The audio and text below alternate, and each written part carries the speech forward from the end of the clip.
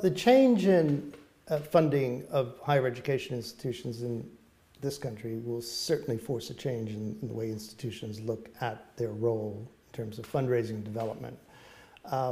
We're a very small specialist institution, about 1,000 students. We teach a single subject here, theater, drama, performance.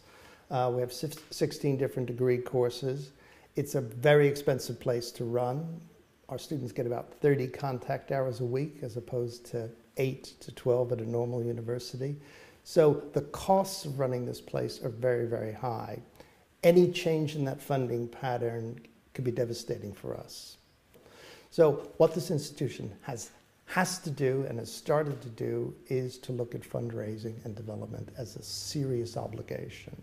Now, the match funding scheme really enabled this institution to look at this as a serious proposition.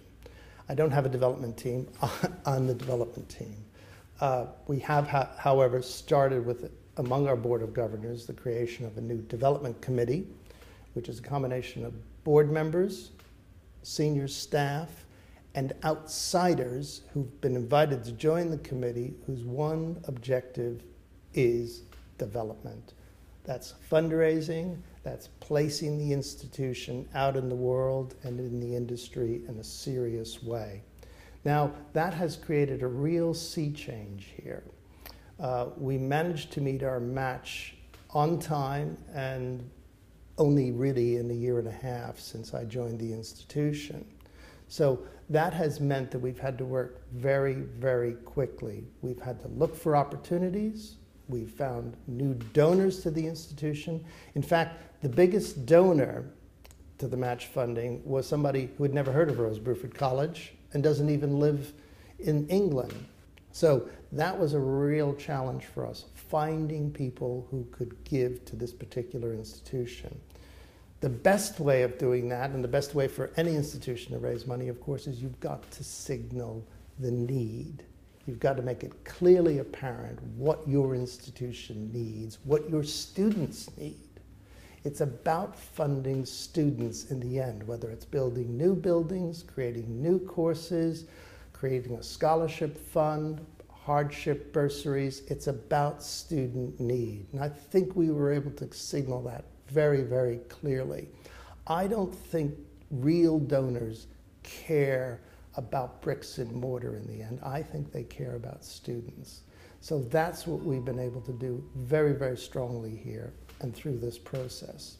So I've managed to combine those two interests, arts, education, funding, to find the kind of donors that we need to profile.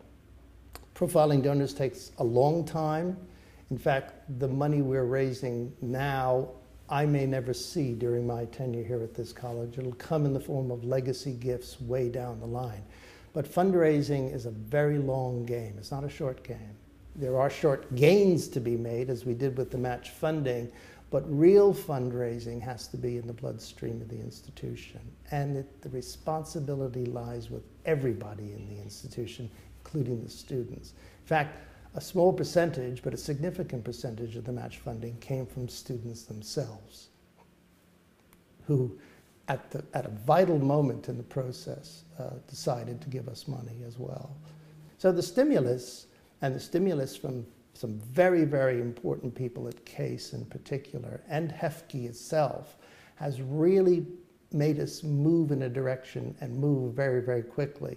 And now some of that money will be used to really fund a lot of our international business, because that's one of the areas where we see the college really growing. And a new fund has been created from the match funding to fund graduate student work. So any student who graduates from this college over the next 5 years will be able to apply for funding for their own specialist projects.